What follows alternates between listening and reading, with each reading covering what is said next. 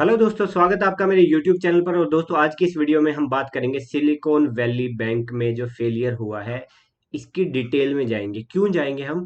कुछ लोगों का तो ग्रुप डिस्कशन है और बाकियों को जीके के लिए और बैंकिंग की अवेयरनेस के लिए चाहिए। ये टॉपिक तीनों के लिए ही हाईली रेलेवेंट है, क्योंकि इस टॉपिक की वजह से आने वाले एग्जाम में बैंकिंग अवेयरनेस के सेक्शन से कई सारे क्वेश्चन पूछे जाएंगे और बार बार पूछे जाएंगे। तो इसको डीप में डिटेल में समझेंगे तो हमें पता चलेगा कि बैंकिंग अवेयरनेस के सेक्शन से हमें क्या इंपॉर्टेंट हो गया है अगले सालों के लिए।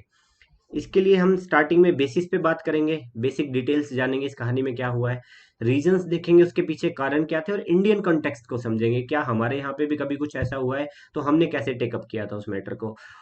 इससे पहले कि हम वीडियो की डिटेल में जाएं, ये छोटी सी मेरी इंट्रोडक्शन है, उसके बाद हम वीडियो शुरू करते हैं। सबसे पहले तो दोस्तों एक बात समझ लीजिए कि आपको ना इसके अंदर कोई भी पीएचडी नहीं करनी है। बहुत सारे लोग क्या है, इसके डीप एनालिसिस में चले जाते हैं, जैसे कि आपको इकोनॉमिस्ट हो कोई, आपको वो काम नहीं करने, बट आपको बेसिक सारी चीजें पता होनी चाहिए। आप ना तो कोई इकोनॉमिस्ट हो, ना आरबीआई देख रहे हो, ना आप वर्ल्ड बैंक देख रहे हो। आपको बेसिक पॉइंट सारे पता होने चाहिए, बट बहुत डीप टेक्निकलिटी में जाओगे तो ये पूरा बहुत लंबा चौड़ा चैप्टर हो जाएगा। पीएचडी कर लो चाहे इस पे, एक एक सेक्शन के ऊपर एक एक साल लगा सकते हो आप, इतने लंबे डिटेल के टॉपिक है। तो हम क्या करेंगे इस वीडियो को समझने के लिए, कुछ टॉपिक्स को जो डिटेल में होंगे उनको जनरलाइज करेंगे, जो बेसिक है उनको अच्छे से समझेंगे। कारण क्या है, एक जेन्युइन कारण क्या है, एक जेनरिक कारण क्या है, उसको हम डिटेल में समझेंगे। और कुछ पॉइंट को शायद ना उसकी डीप टेक्निकलिटी से अवॉइड करने के लिए हम जनरलाइज करेंगे, जो कि टेक्निकली हो सकता है थोड़ा बहुत गलत हो, बट पॉइंट के अकॉर्डिंग वो रेलेवेंट होगा। ये थोड़ा सा काइंड ऑफ ये है कि भाई कुछ लोग आएंगे, नहीं सर ये तो ये नहीं था, वो जनरलाइज करने के लिए वो एक बातें बताई जाती है।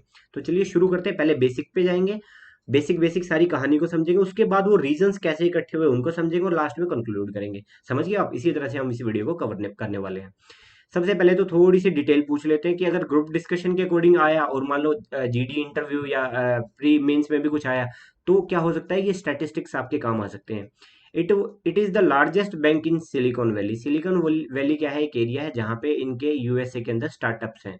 तो इस एरिया के अंदर ये लार्जेस्ट बैंक है, सबसे पहली बात। और यूएसए के अंदर बिजनेस के अकॉर्डिंग ये 16th लार्जेस्ट है।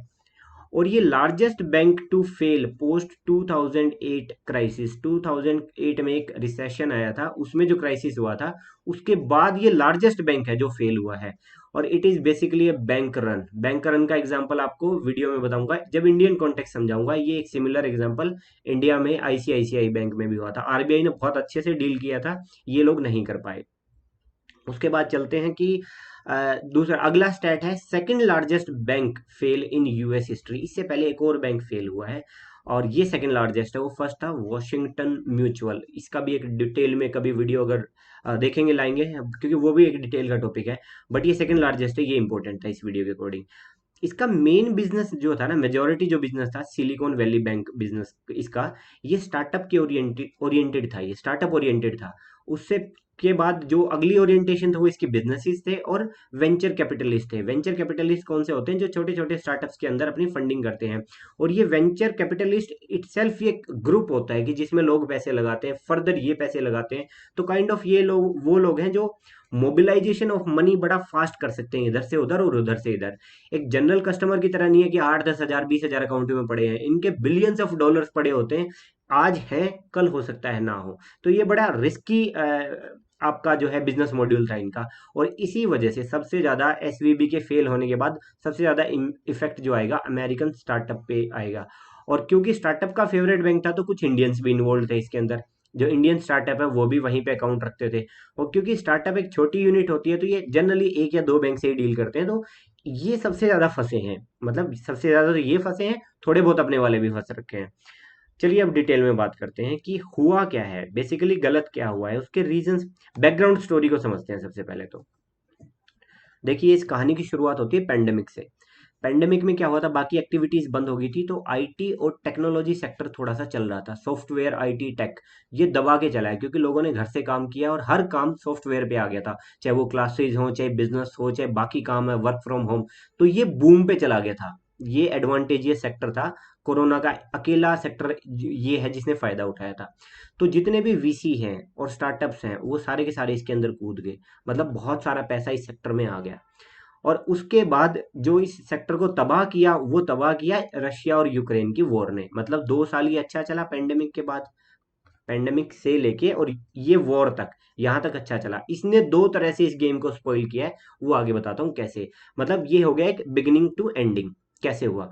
इन्फ्लेशन जो है ना वर्ल्ड वाइड, मतलब वैसे तो हर जगह बढ़ा है, बट यूएसए में before pandemic inflation was just 2%। बहुत कम होता है 2% इन्फ्लेशन, जीडीपी के लिए अच्छा भी नहीं होता इतना लो होना इसका। बट पेंडेमिक के बाद जो रशिया यूक्रेन वॉर हुई उसके बाद ये पहुंच गए 9% पे। तो ये समझ रहे हो कितना स्टीप जंप है, 4 टाइम्स से भी ज्यादा हो गया है। मतलब वैसे 7% का राइज है, बट 4 टाइम्स होना बहुत बड़ी चीज हो जाती है। अब जब भी हाई इन्फ्लेशन होता है, आपने बैंकिंग अवेयरनेस में पढ़ा, और मैं ना हर चीज को बैंकिंग के एस्पेक्ट से पढ़ाऊंगा, इसकी हमें डीप टेक्निकलिटी में नहीं जाना है कि सिलिकॉन वैली में क्या हुआ, हमें हमारा पर्सपेक्टिव इंपॉर्टेंट है। तो सेंट्रल बैंक हमेशा पिक्चर में आता है, वो चाहे जहां मर्जी का हो। यहाँ का फेड कम आता है इनके बीच में, ठीक है। तो वो क्या करता है कि इंटरेस्ट रेट के साथ मैनिपुलेशन करता है ताकि इन्फ्लेशन कंट्रोल हो जाए। ये एक बेसिक बेसिक चीजें बता रहा हूँ कि क्या होता है तो क्या होना चाहिए। इंटरेस्ट रेट जैसे अपने यहाँ पे भी रेपो रेट और रिवर्स रेपो रेट को मैनिपुलेट किया जाता है। रिवर्स रेपो रेट को मैनिपुलेट किया जाता है ताकि इन्फ्लेशन कंट्रोल में रहे, इसीलिए मॉनेटरी पॉलिसी का यही काम है। ये सारे टॉपिक जो जो बोलता जा रहा हूँ ना इंपॉर्टेंट हो गए, इनके बारे में पढ़ना है आपको। और एक ना आपको ये रिलेशन पता होना चाहिए, इसके गूगल करो और पढ़ो इसको डिटेल में, थोड़ा सा बेसिक बेसिक आपको बताऊंगा। देखिए जब भी हाई इंटरेस्ट रेट कर देते हो ना, तो लोन के रेट महंगे हो जाते हैं, लोन के रेट महंगे हो जाते हैं, लोगों के पास सेविंग कम हो जाती है, सेविंग कम हो जाती है तो लोगों की परचेजिंग पावर कम हो जाती है। परचेजिंग पावर कम होगी तो मान लो पहले आप एक महीने में मान लो 10 बिस्किट के पैकेट ला रहे थे, आप सोचोगे यार सेविंग कम है, चलो 4 से काम चलाते हैं। बट इसका इम्पैक्ट किसके ऊपर पड़ेगा? जिसके 10 बिस्किट के बजाय 4 बिस्किट वो हुए, तो डिमांड ऑफ प्रोडक्ट घट गई ना, तो सेल घट गई, सेल घट गई तो क्या होगा? प्राइस वॉर शुरू हो जाएगा। जैसे कि अभी जैसे ही कैंपा कोला मार्केट में आया है अंबानी के आने के बाद, कोका कोला ने अपने प्राइस घटा दिए हैं। तो क्या है? प्राइस वॉर है कि प्रोडक्ट के प्राइस घटाने पड़ेंगे आपको अगर सेल मेंटेन करनी है।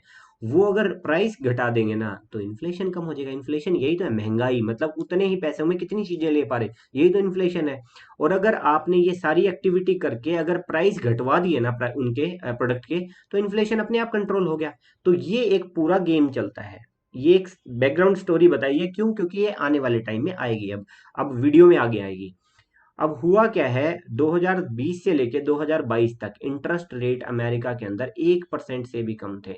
मतलब कि इजीली लोन, मतलब कुछ भी नहीं पे करना, आप लोन लो यार, कोई दिक्कत नहीं। वो जीडीपी को बढ़ाने के लिए किया जाता है ये काम। तो हुआ क्या, बोरोविंग बढ़ गई लोगों की, बहुत ज्यादा बोरोविंग बढ़ी है, बहुत लोगों ने लोन लिया। लोन एक पॉपुलर टर्म होगी, बहुत क्या बोलते हैं, अपीलिंग प्रोडक्ट हो गया कि हर कोई लोन लेना चाहे। जैसे इंडिया में केसीसी है, केसीसी चाहे जिसी को जरूरत हो या ना हो, जस्ट बिकॉज कि उसमें इंटरवेंशन इंटरेस्ट सबवेंशन स्कीम है एक, कि इंटरेस्ट रेट आपको 3-4% के अराउंड ही पड़ता है, तो लोग क्या करते हैं अमूमन ले लेते हैं, चाहे उस पैसे को निकाल के चाहे कहीं और लगा देंगे। मतलब केसीसी का पर्पज है किसान क्रेडिट कार्ड, बट उस पैसे को जहां मर्जी लगा देंगे क्योंकि लो रेट ऑफ इंटरेस्ट है। उसी तरह यहाँ पे लोगों ने बोरोविंग कर ली अमेरिका के अंदर। और रशिया जब भी अमेरिका कुछ करने की सोचता है, it comes to ruin America. इसने वॉर छेड़ दी यूक्रेन के साथ। इसके बाद क्या हुआ, फ्यूल प्राइस पूरे डगमगा गए, फ्यूल के प्राइस इतने ज्यादा बढ़ गए, इंडिया में भी बढ़े थे, और इन्फ्लेशन आउट ऑफ कंट्रोल हो गया और 9% के करीब पहुंच गया। ये काम रशिया ने कर दिया। और फेड आया फिर उसके बाद पिक्चर में, और उसने इन्फ्लेशन कंट्रोल कर लिया। ओवरऑल कहानी समझ में आ रही है, सारे के सारे पर्सपेक्टिव समझ में आ रहे हैं। कहीं पे भी अगर नहीं समझ में आए ना, वीडियो को थोड़ा पीछे से शुरू करो, क्योंकि अगर एक भी पॉइंट क्लियर नहीं हुआ ना तो आगे वीडियो में लिंक नहीं कर पाओगे आप उन पॉइंट्स को। चलिए अब आगे चलते हैं। उसके बाद क्या हुआ जी, यहाँ तक तो ठीक है। अब आते हैं सिलिकॉन वैली बैंक के, इसके अपने फ्लॉज थे, ठीक है। 2020 से लेके 2022 तक जब लो इंटरेस्ट रेट थे तो एसवीबी ने भी फेड से दबा के पैसा उठाया। फेड जो अमेरिका, जैसे हम आरबीआई से लेते हैं इंडिया में, फेडरल रिजर्व से इन्होंने पैसा उठाया और कई स्टार्टअप को उसने फंड किया। स्टार्टअप को फंड किया करता था, ये इसका एक बिजनेस मॉडल था। फंडिंग करेगा, स्टार्टअप को आप लेके आओगे तो स्टार्टअप को अपनी फंडिंग मिलती है। जैसे शार्क टैंक इंडिया में देख रहे होगे कि इतने बिलियन की फंडिंग मिल गई, इसको इतने की फंडिंग मिल गई। वो फंडिंग वो बैंक में डिपॉजिट कर दिया करते थे क्योंकि उनका बैंक है, और क्योंकि वही आपका स्टार्टअप का को फंड भी कर रहे हैं, वहीं पे आपकी फंडिंग आप जमा कर रहे हो, तो एकदम से आपके डिपॉजिट्स बूम कर जाएंगे। अब इसके पास बहुत ज्यादा पहली बात तो यहाँ से एक डिपॉजिट बढ़ गए इसके थ्रू स्टार्टअप।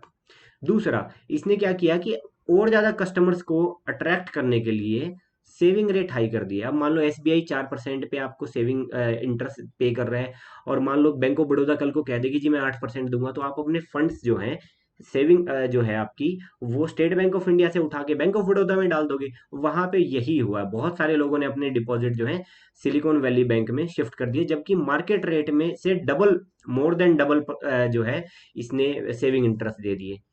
इससे क्या हुआ रिजल्ट, मतलब पहले पॉइंट का और दूसरे का कंक्लूजन क्या हुआ कि डिपॉजिट बढ़ गए, जबरदस्त तरीके से बढ़ गए, कंज्यूमर भी ले आए, जो नए कस्टमर आए, और स्टार्टअप भी।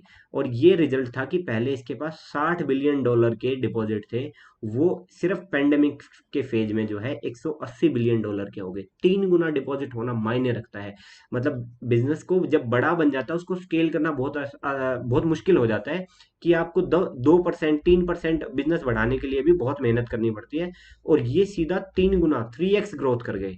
पर चलो देखते हैं ये ग्रोथ इसके काम आएगी या इसका नुकसान करेगी। पर हो क्या रहा है, डिपॉजिट के ऊपर आपको पैसा देना पड़ता है दोस्त।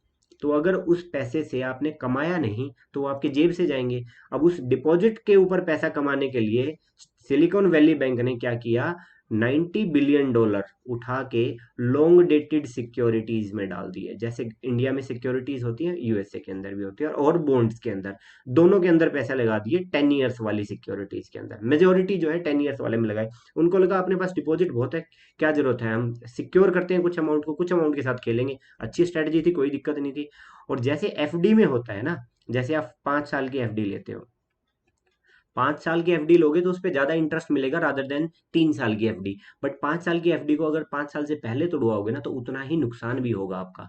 तो ये एक बतानी जरूरी थी, क्योंकि ये इनके साथ हुआ है। उसके बाद अब हुआ क्या, इन्होंने जो अपना मेजोरिटी पैसा लॉन्ग डेटेड सिक्योरिटीज और बॉन्ड्स में डाल दिया ना, तो एसेट लायबिलिटी का मिसमैच हो गया।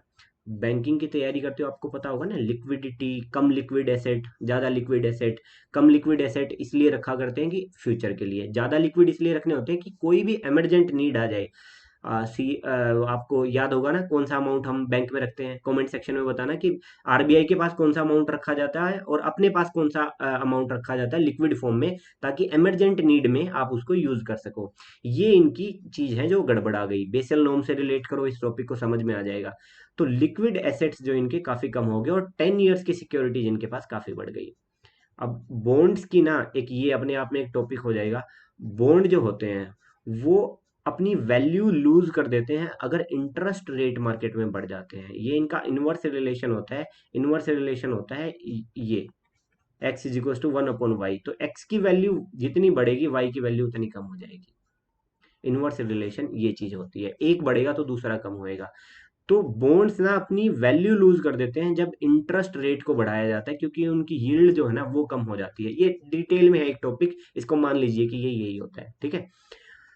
स्पेसिफिकली जब आप उसके ऊपर इंटरेस्ट पे कर रहे हो, मान लो मेरे पास 100 रुपए है, मैंने 100 रुपए के बॉन्ड ले रखे हैं, और मेरी इनकी वैल्यू डाउन होगी, कोई दिक्कत नहीं है जी, वैल्यू डाउन होगी होगी। पर मैंने अगर ये 100 रुपए किसी से ब्याज पे उठा रखे थे, तो मेरे लिए वैल्यू और ज्यादा डाउन होगी, क्योंकि मुझे ब्याज तो देना ही है उस बंदे को, और वैल्यू मेरी कम होगी, तो ये डबल लॉस हो जाता है। सिलिकॉन वैली बैंक के साथ यही हुआ है। लोगों के डिपॉजिट को उठा के लॉन्ग डेटेड सिक्योरिटीज में डाल दिया, और उनकी वैल्यू कम होगी, तो डबल लॉस हो रहा है, डबल एजेड स्वॉर्ड बन गई है इनके लिए, ठीक है। अब आगे चलते हैं। अब आ गई है कि सिचुएशन, सारे बेसिक पॉइंट समझ लिए, इन्फ्लेशन वाला पॉइंट समझ लिया, स्टार्टअप वाला पॉइंट समझ लिया। अब देखते हैं इनकी बिगिनिंग ऑफ द एंडिंग, कि इनके साथ हुआ क्या है आफ्टर ऑल। देखिए, फेड ने जो है अपने रेट इंक्रीज कर दिए, क्योंकि इन्फ्लेशन को कंट्रोल करना था और लोन्स की डिमांड को कम करना था। इंटरेस्ट रेट बढ़ा तो बॉन्ड्स ने अपनी वैल्यू जो है कम करनी शुरू कर दी, बॉन्ड्स की वैल्यू कम होगी, यील्ड कम थी, और जो अभी जस्ट लास्ट स्लाइड में पढ़ा है, और वो कम हुई तो एसवीबी को लॉस होना स्टार्ट हो गया ऑलरेडी, जैसे ये काम हुआ। पर ये ना कॉमन फिनोमिनन है, मतलब ये और बैंकों का भी लॉस हुआ है, सिलिकॉन वैली बैंक अकेला नहीं था, और ये कॉमन फिनोमिना है। इकोनॉमी जैसे ही रिकवर होती है, उन बॉन्ड्स की वैल्यू बढ़ जाती है, और बढ़ जाएगी तो आपकी वैल्यू वापस आ जाएगी। शेयर मार्केट में अगर आप डील करते हो ना, तो ये कुछ ऐसा है कि शेयर मार्केट में मान लो आपने कोई शेयर ले रखा है, मान लो अडानी का शेयर लिया हुआ था, हिंडनबर्ग आई और आपका जो 100 रुपए का शेयर था वो 50 का हो गया। पर आपने वेट किया, ये 50 का हट के वापस से 100 का हो गया, फिर ये 110 का हो गया, फिर ये मान लो 2000 का हो गया। तो आपको कोई लॉस नहीं हुआ, वो एक रिलेटिव लॉस है, वो लॉस पेपर पे है, एक्चुअल लॉस तो नहीं हुआ ना। पर एक्चुअल लॉस कब होगा, जैसे ही आपकी 100 रुपए की अडानी के शेयर की वैल्यू 50 हुई, आपने 50 पे बेच दिया। अब आपने प्रॉफिट या लॉस जो है, इस केस में तो लॉस बुक कर लिया। या फिर मार्केट बढ़ रही थी, 100 रुपए का शेयर जो है वो 150 का हुआ, तो आपने ये प्रॉफिट बुक कर लिया, मतलब 150 का बेच दिया, तब आपको प्रॉफिट हुआ। तो जब तक आप बुक नहीं करोगे ना, बुक नहीं मतलब उसके ट्रांजेक्शन नहीं कर दोगे, तब तक वो एक रिलेटिव प्रॉफिट और रिलेटिव लॉस होता है। बट इनके केस में क्या हुआ, ये बॉन्ड की रिलेटिव वैल्यू इन्होंने प्रैक्टिकल कर दी। कैसे? इनको ये बॉन्ड बेचने पड़ गए। जैसे ही जरूरत पड़ी तो इन्होंने बॉन्ड बेच दिए लॉस पे। वो अभी कहानी, अभी ये कहानी का दूसरा पार्ट लेके आ रहा हूं मैं। स्टार्टअप्स का क्या हुआ, जैसे ही कोरोना वाला फेज खत्म हुआ, सॉफ्टवेयर की डिमांड कम हुई। ठीक है। यूक्रेन रशिया वॉर हुई और स्टार्टअप की जो है सॉफ्टवेयर आईटी प्रोडक्ट्स की डिमांड कम हुई। और स्पेसिफिकली यूएस में, बाकी भी बहुत सारे रीजंस हैं, इसकी वजह से जो है टेक सेक्टर उसने फायरिंग शुरू कर दिया। आपने पिछले 2-3 महीनों में ये पढ़ा होगा, या इनफैक्ट पिछले 1 साल में पढ़ा होगा कि ट्विटर निकाल रहा है, अब फेसबुक लोगों को निकाल रहा है, अब गूगल लोगों को निकाल रहा है, माइक्रोसॉफ्ट लोगों को निकाल रहा है। क्यों? क्योंकि डिमांड कम होगी, तो इन लोगों का क्या करोगे आप, निकालना शुरू कर दिया। और जब निकालना शुरू कर देते हो तो फंडिंग मिलनी कम हो जाती है। जब फंडिंग मिलनी कम हुई, फंडिंग इनकी डाई हुई, तो इनको रिलाय करना पड़ा अब उनके डिपॉजिट पे। हम भी तो दोस्त घर के गहने या जमीनें तभी बेचते हैं ना जब आपका काम चलना बंद हो गया। इनको फंडिंग मिलनी बंद हुई, तो याद करो सिलिकॉन वैली बैंक में इन्होंने डिपॉजिट जमा करवाए थे, ये उन पे जाने लग गए, डिपॉजिट से काम करना शुरू कर दिया, तो लोन तो लेना बंद कर दिया और डिपॉजिट अपने निकालने शुरू कर दिए। सिलिकॉन वैली बैंक के पास अब डिपॉजिट नहीं है, वो सिक्योरिटी ले चुका है। अब क्या है कि मेजोरिटी बिजनेस है सिलिकॉन वैली बैंक का, तो बिजनेस जो मैंने पहली स्लाइड में बताया था, मेजोरिटी बिजनेस इनका स्टार्टअप में था। अब क्राइसिस की शुरुआत हो गई, डिपॉजिट्स इनके कम होने शुरू हो गए। डिपॉजिट क्या होता है, मान लो 100 रुपये, एक बेसिक आइडिया बता देता हूँ। 100 रुपये अगर बैंक के पास हैं डिपॉजिट की फॉर्म में, वो ज़्यादा से ज़्यादा 10 रुपये ही अपने पास रखता है, बाकी 90 रुपये का तो मार्केट में लगा देता है। वहीं से तो कमाएगा, तभी तो आपको वापस दे पाएगा। तो इसके पास 10 ही रुपये थे, 90 इसने अपने लॉन्ग डेटेड सिक्योरिटीज में लगा रखे हैं। और वो इनके पास मजबूरी आ गई कि अब भैया लोग डिपॉजिट अपना वापस ले रहे हैं, तो मैं कैसे दूं इनको वापस। इन्होंने अपने जो डिपॉजिट्स हैं वो बेचने शुरू कर दिए। पीछे स्लाइड में बताया था कि अगर सिक्योरिटी बेचोगे तो नुकसान किसका होगा, आपका, मतलब सिलिकॉन वैली बैंक का। क्यों? आप 10 साल से पहले बेचोगे तो आपको प्रॉफिट थोड़ा ना मिलेगा। अब जैसे एफडी में लॉस होता है, वैसे ही आपको लॉन्ग डेटेड सिक्योरिटीज में लॉस होना शुरू हो गया। अब सिलिकॉन वैली बैंक के पास कोई चारा नहीं बचा, इन सिक्योरिटीज को बेचना शुरू किया, और साथ में ही जब इससे भी काम नहीं चला तो इक्विटी और डेट उठाया। मान लो आपका 100% बिजनेस आपका है, आपके पास पैसे की कमी है, आप 20% बिजनेस किसी को दे देते हो कि भाई 4 लाख रुपए मुझे दे दे, 20% बिजनेस मेरा ले ले। इसको बोलते हैं इक्विटी, आप किसी के साथ शेयर करते हो। तो इन्होंने इक्विटी भी बेचनी शुरू कर दी। अब जब ये सब खबरें मार्केट में आई कि जी सिक्योरिटी बेच रहा है, ये लॉस पे बेच रहा है, इक्विटी रेज करने लग गया है, तो शायद सिलिकॉन वैली बैंक अब डूबने वाला है। और अब आते हैं इनके जो गेम इनका पूरा स्पॉइल किया। मैंने बताया था ना, वीसी जो होते हैं बहुत बल्क में पैसा लेके आते हैं, जब वो आएंगे तो भी बल्क लेके आएंगे, जाएंगे तो भी बल्क लेके जाएंगे। तो इन्होंने जो वेंचर कैपिटलिस्ट थे, बिजनेसेस थे, स्टार्टअप थे, इन्होंने विड्रॉल अपना शुरू कर दिया, पैसे निकालने शुरू कर दिए जल्दी जल्दी। बैंक के पास कभी इतना पैसा नहीं होता है। इंडिया में एक सिचुएशन हुई थी, बताऊंगा आगे आरबीआई ने उसको कैसे डील किया था। तो अब इस सिचुएशन को बोलते हैं बैंक रन। जब सारे के सारे डिपॉजिटर आपके पास आ जाते हैं, जी मेरे को मेरा पैसा वापस दे दो, बैंक के पास पैसे है नहीं, तो वो रन हो जाएगा। बैंक रन इसी को बोलते हैं कि जब आप आउट ऑफ लिक्विडिटी लिक्विडिटी हो जाते हो। बट यहाँ पे ही तो सेंट्रल बैंक का काम आता है ना कि बॉस, कि आपके अंडर जो बैंक है वो फेल हो रहे हैं, तो आप क्या एक्शन ले रहे हो। शायद फेड वहां पे सो रहा था और इसी दौरान ये काम हो गया, और कुछ बात ये है कि बहुत क्विकली हुआ है ये, तो उसके ऊपर कोई खास एक्शन ले नहीं पाया, उससे पहले तो सब खत्म हो गया। चलो इसी एग्जाम्पल की बात कर लेते हैं। आईसीआईसीआई बैंक के साथ एक बार हुआ था, गुजरात बॉम्बे उस साइड एरिया में एक ये खबर फैली कि जी आईसीआईसीआई बैंक डूबने वाला है, तो लोगों ने अपना डिपॉजिट लेना वापस शुरू कर दिया। तो अब क्या है, ये ब्रांच है, इस ब्रांच में मान लो डेली आते थे 10 कस्टमर, और इतने मान लो इनकी डेली ट्रांजेक्शन होती थी कैश की मान लो 10 लाख की। पर एकदम से अगर 100 कस्टमर आने लग गए, तो जो, एक मिनट, 1 लाख की फिगर गलत लिख दी, 1 लाख की बजाय अब 100 लोग आए हैं, तो इसको 10 से मल्टीप्लाई कर दो। अब इतने की फिगर तो बैंक के पास नहीं है। आरबीआई ने बड़ा प्रॉम्प्टली एक्शन लिया, क्योंकि अगर एक बार ये प्रूव हो जाता कि आईसीआईसीआई बैंक के पास पैसे नहीं है, चार डिपॉजिटर ने अपने अगले चार डिपॉजिटर को मतलब फोन कर दिया कि यार बैंक में पैसे नहीं है, बैंक डूबने वाला है, जल्दी जल्दी पैसा निकालो, ये खबर जंगल में आग की तरह फैलती है और आउट ऑफ कंट्रोल हो जाती है। आरबीआई ने इतना जबरदस्त एक्शन लिया था, रातों रात आरबीआई से ट्रक में भर भर के पैसे उस ब्रांचेज में गए, और पूरी रात जब तक 2-2 3-3 बजे तक भी, जब तक वो लोगों को जितना कैश निकलवाना था वो दे नहीं दिया ना, तब तक ब्रांचेज बंद नहीं की गई। अल्टीमेटली लोगों को ये यकीन हो गया बैंक में पैसे की कोई कमी नहीं है। आने वाले 3 से 4 दिन के अंदर वो सारा पैसा वापस आ गया, दोबारा ट्रक्स वापस मंगवाने पड़े, बट अल्टीमेटली आरबीआई ने सिचुएशन को बहुत अच्छे से कंट्रोल कर लिया। फेडरल रिजर्व ये काम नहीं कर पाया, फेड के बस की नहीं थी। और क्या सिचुएशन हुई है वो तो देखो वही जानते हैं कि फेड क्या कर रहा था, क्यों नहीं किया उन्होंने। अब आगे बात करते हैं उनकी। इसकी वजह से लोगों को जैसे ही पता चला कि सिलिकॉन वैली बैंक ऐसे बैंक रन हो रहा है, तो इसके स्टॉक्स की वैल्यू फॉल करनी शुरू होगी, और 40 से 60% एक ही दिन में ऐसे 60% गिर गई थी। ये मार्केट इनकी क्रैश होने लग गई, सिलिकॉन वैली बैंक की इटसेल्फ। और इसी टाइम पे एफडीआईसी पिक्चर में आता है। जैसे अपने डीआईसीजीसी है, यहाँ पे फेडरल डिपॉजिट इंश्योरेंस कंपनी करके या कॉरपोरेशन करके एक फर्म है, वो बीच में आई और उसने बैंक को टेक ओवर कर लिया। जितने भी डिपॉजिट थे उनको ओवरटेक कर लिया और एक नया बैंक बनाया। I think national bank of Santa Clara ऐसा करके एक बैंक बनाया है, उसमें ये सारे के सारे डिपॉजिट्स इन्होंने डाल दिए। और अब या तो इस बैंक का मर्जर होएगा या फिर एक्विजिशन होएगा। ये थी दोस्त टोटल कहानी सिलिकॉन वैली बैंक की। इसके बारे में कोई डाउट हो तो पूछ सकते हैं कमेंट सेक्शन में, मैं आपको रिप्लाई कर दूंगा। अब समझते हैं हम इंडियन कॉन्टेक्स्ट। ये मैं बता चुका हूँ, आईसीआईसीआई बैंक पहले एक्सप्लेन कर दिया मैंने। ये इंसिडेंट हुआ था, आरबीआई का अच्छा रोल था, आरबीआई ने अच्छे से कंट्रोल किया, बट ऐसा नहीं है कि आरबीआई हर बार कामयाब हो जाता है। पीएमसी बैंक, 1 साल पुरानी कहानी है, पीएमसी बैंक में सेम सिचुएशन हुई। डिपॉजिटर्स ने बहुत हंगामा किया, बेचारों के बहुत अच्छे, मतलब यूं मान के चलो कईयों की तो इतनी डायर नीड थी उस पैसे को निकलवाने की, बट आरबीआई को कुछ टाइम के लिए विड्रॉल के ऊपर रोक लगानी पड़ी, क्योंकि अगर आउट ऑफ डिपॉजिट हो जाओगे तो आप बैंक का मर्जर भी नहीं करवा पाओगे। बट थैंकफुली उस टाइम पे इन्होंने डील ऑफर करी। फोन पे ने, जो आजकल अश्नीर ग्रोवर भी कहते हैं, मैंने फोन पे को बैंक का लाइसेंस दिलवा दिया, वो यही पीएमसी बैंक है जिसका लाइसेंस उन्होंने दिलवाया। सिचुएशन खराब थी, फोन पे के पास पैसा था, आरबीआई के पास सिचुएशन थी, दोनों को मिलवा दिया। अभी phone, I think unity finance या यूनिटी स्मॉल बैंक करके इसके पीछे वो है, बट इसकी बैकिंग फोन पे के थ्रू है। तो इस तरह करके बैंक ने इंडिया ने मतलब आरबीआई ने इंडिया में जब इंसिडेंट हुआ तो ये सिचुएशन की थी। एक बार ये हुआ, एक बार ये हुआ। इससे पहले भी एक सिचुएशन हुई थी, बट हाँ, इन दोनों ही केसेस में आप ये समझो सिलिकॉन वैली बैंक में कोई फ्रॉड नहीं हुआ है। वो एक मिसमैच क्रिएट किया गया, वो एक बैंक की गलत कह सकते हो प्लानिंग का हिस्सा था। ऐसे कोई फ्रॉड निकल के नहीं आया जैसे नीरव मोदी का था या कोई और स्कैम था, ऐसा स्कैम नहीं था। बस बैंकिंग की जो पॉलिसी थी उसके अंदर थोड़ी सी दिक्कत थी। सेम इंसिडेंट इसके साथ सेम बैंक में हुआ है। जब अब ये जैसे स्टार्टअप के ऊपर फोकस्ड है, उस टाइम ये रियल एस्टेट पे फोकस था, तब भी इस बैंक की काफी बेकार सिचुएशन होने वाली थी, but somehow they managed it.